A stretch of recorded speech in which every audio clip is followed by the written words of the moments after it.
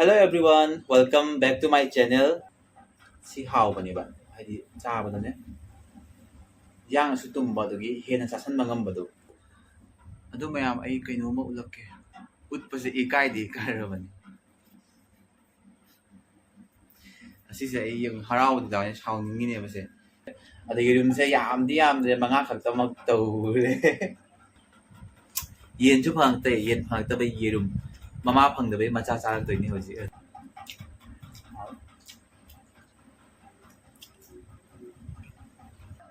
Hello everyone, welcome back to my channel. Mayam ngasi su adum mukbang ama tawrage na khalle. Ado ngasi sina aise bazar da leiba chatti chadu ni ko. Ado mama se phangpe na macha wa ne le la ye. Irum thongbo nya charage. Ado gi machi lei sina thabi ko. Thabi lei le dagi khamen simba lei chik na bagi morok su lei le. Aduga mahi di sigi cold drinks ni tawrani. Ado hawra se di. Siga tawrage ka cold drinks.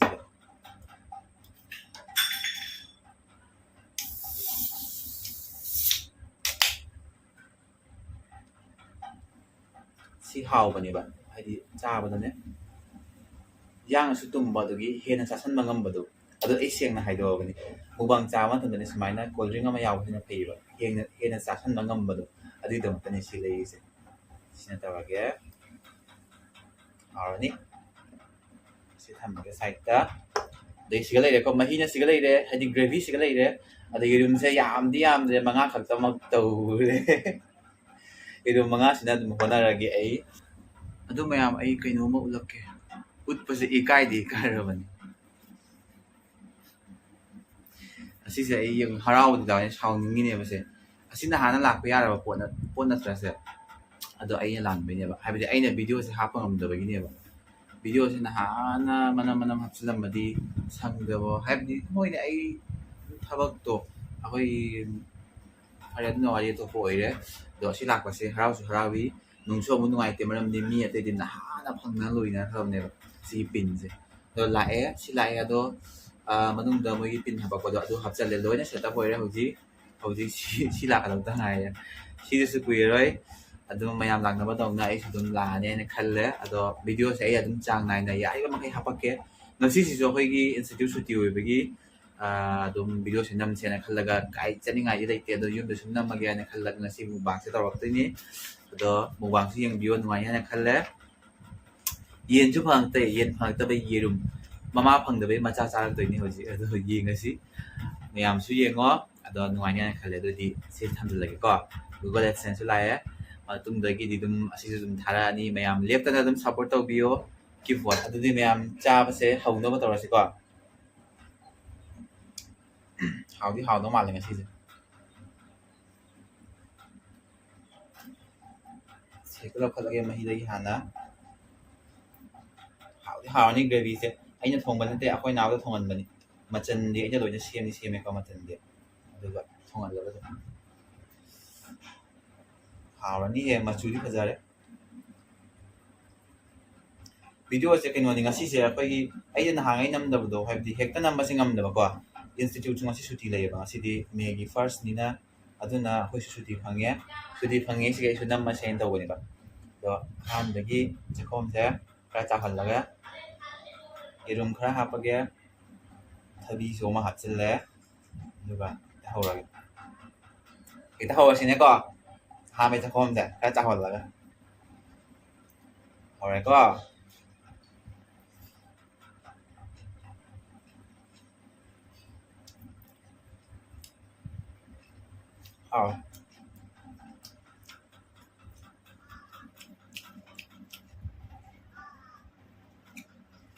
wait thumrom nam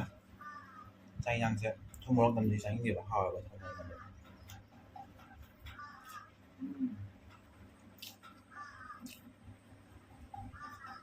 irum jai di yen chu pam irum chu pam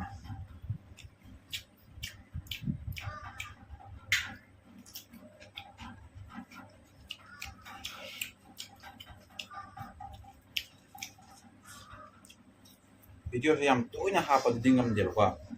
adum ai class lai bani na suti oi ba ding dum hapa kya out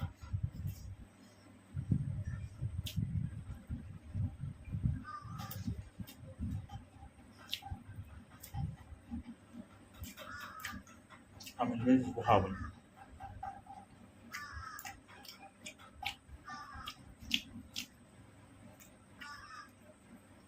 세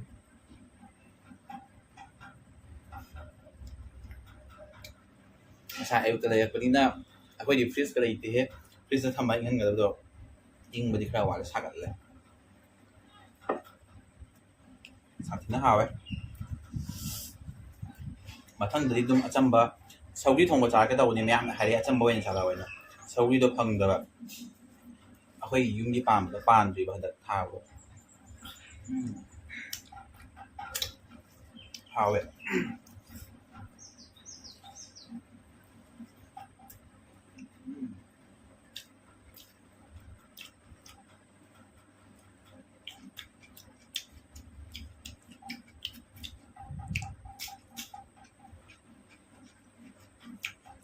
ꯍꯥꯎꯋꯦ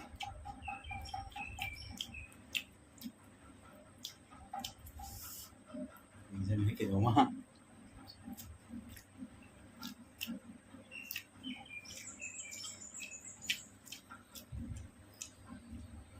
ꯍꯥꯎꯋꯦ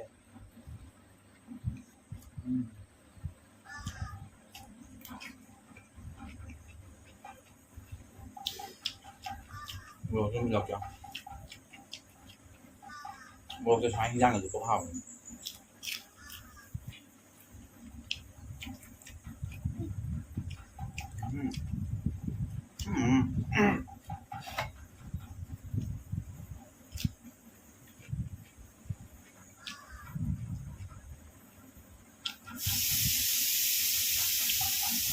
저는 몰라요 말했어요 괜찮아 봐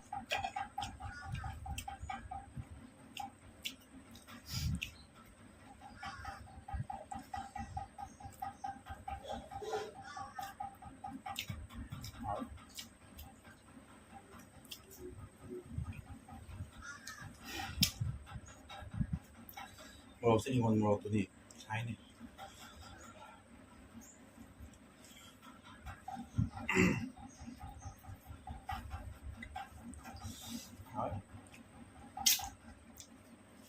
마찬가지로 cây trà ghép comment hay là muốn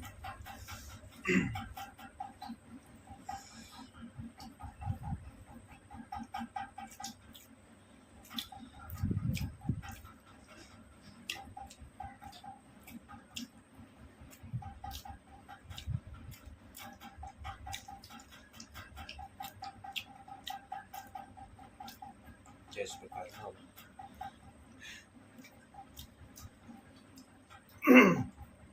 Hai cái rồi đấy.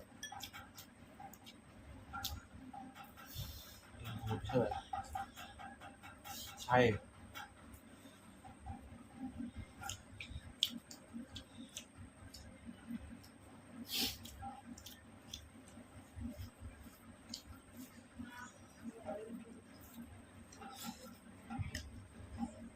Rồi.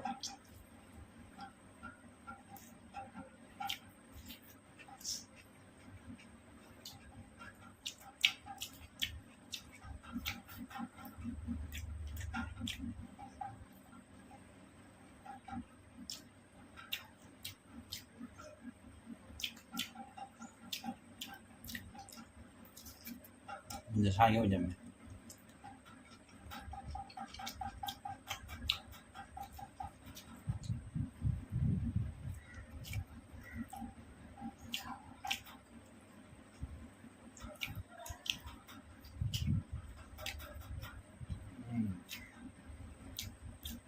Hảo.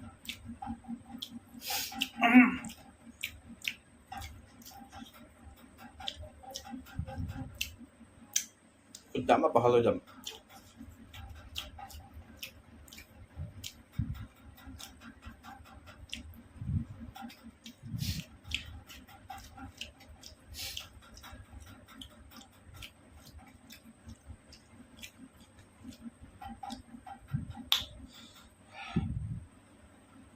Ya mesaj.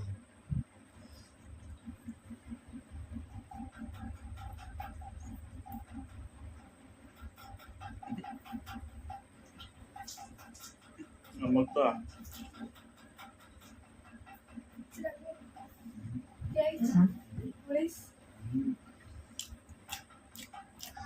Ngâm hả?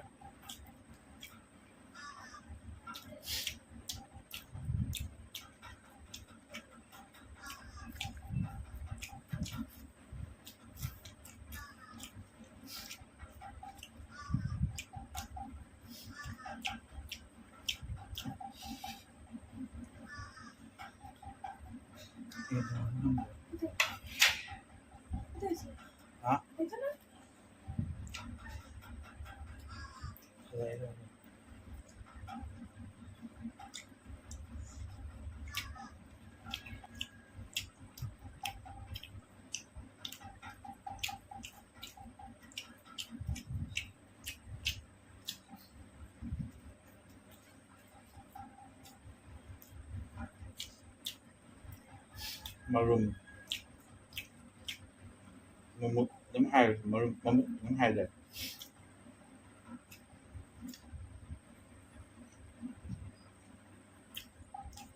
muôn lọt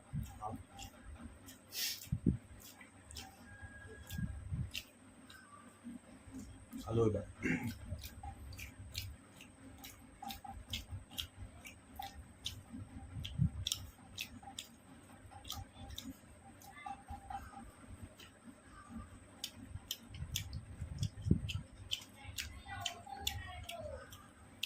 ông rồi đó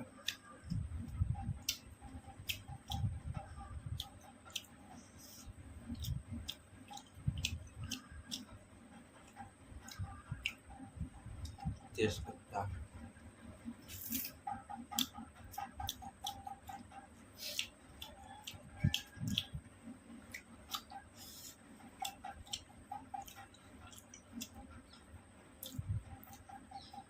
nhưng mà giờ thì Maroon marang ngầm rồi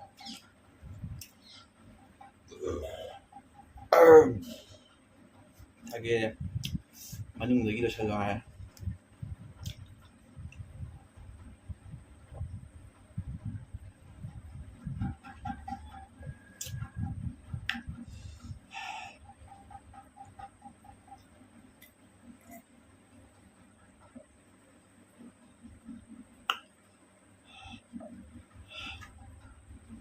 진짜 진짜 그래요. 다음에 mayam mathangda mathangda kay charoge ado dum comment haibiramo ado mathangida blog natraga changakpa amadi oirani asigi side salage sidi khara dum lem haleba kum batai ni ngamde changu yare thagure manungdagi yaraktreba ado sigi side salage video se adum like subscribe to sinbiramo anu balak pamyo singna yingbiriba singna bye bye